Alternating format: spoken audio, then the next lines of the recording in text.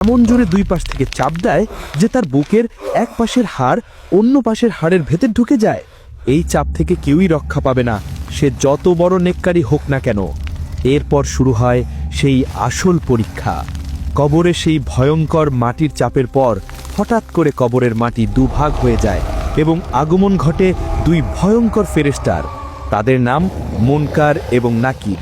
হাদিসের বর্ণনা অনুযায়ী তাদের দেখতে অত্যন্ত ভয়ঙ্কর। তাদের গায়ের রং হবে নীল কালো, চোখগুলো হবে আগুনের গোলার মতো, আর তাদের কণ্ঠস্বর হবে বজ্রপাতের মতো ভয়ঙ্কর। তাদের হাতে থাকবে বিশাল এক লোহার হাতুড়ি। সেটি এত ভারী হবে যে দুনিয়ার সকল মানুষ মিলেও তা মাটি থেকে তুলতে পারবে না। তারা কবরের সেই লোকটাকে বসিয়ে দেবেন এবং এক ভয়ঙ্কর ধমকের সুরে জিজ্ঞেস করা শুরু করবেন। যদি মৃত ব্যক্তি একজন নেককার বা ইমানদার বান্দা হন, তবে তিনি এই ভয়ঙ্কর দৃশ্য দেখেও ভয় পাবেন না, কারণ আল্লাহ তার অন্তরকে শান্ত এবং দৃঢ় করে দেবেন। ফেরেশতারা তাদের বজ্রকণ্ঠে প্রথম প্রশ্ন করবেন, মান রব্বুকা, তোমার রবকে? ইমানদার বান্দা কোনো ভয় না পেয়ে অত্যন্ত শান্ত এবং দৃঢ় কণ্ঠে উত্তর দেবেন, রব্বি আল্লাহ, আমার রব আল্লাহ।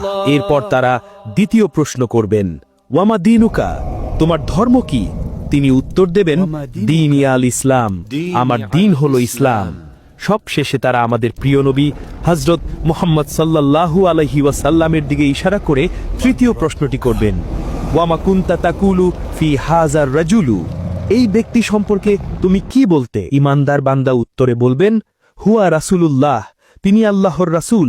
ফেরেশতারা আবার জিজ্ঞেস করবে, তুমি কিভাবে জানলে? সে উত্তরে বলবে, আমি আল্লাহর কিতাব পড়েছি, তার উপর ঈমান এনেছি এবং তাকে সত্য বলে জেনেছি। এই তিনটি প্রশ্নের সঠিক উত্তর দেওয়ার পর আসমান থেকে এক গায়েবী আওয়াজ আসবে, আমার বান্দা সত্য বলেছে, তার জন্য জান্নাতের একটি বিছানা বিছিয়ে দাও, তাকে জান্নাতের পোশাক পরিয়ে দাও এবং তার জন্য জান্নাতের একটি দরজা খুলে দাও। সাথে সাথেই তার কবরকে 70 হাত প্রশস্ত করে দেওয়া হবে এবং তার কবরটা জান্নাতের আলো আর সবুজে ভরে যাবে। জান্নাত থেকে তার কবরের মধ্যে সুগন্ধি বাতাস আসতে থাকবে। এরপর তার কাছে একজন অপরূপ সুন্দর চেহারার ব্যক্তি আসবেন, যার শরীর থেকে সুগন্ধ বেরোতে থাকবে। মৃত ব্যক্তি তাকে জিজ্ঞাসা করবেন, তুমি কে?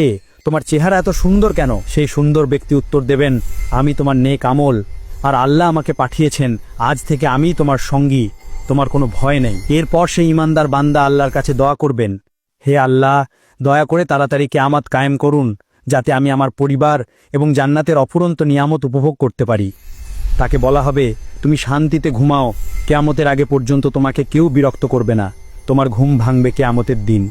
আর এভাবেই কিয়ামত পর্যন্ত তার কবরটি হয়ে যাবে জান্নাতের বাগানগুলোর মধ্যে একটি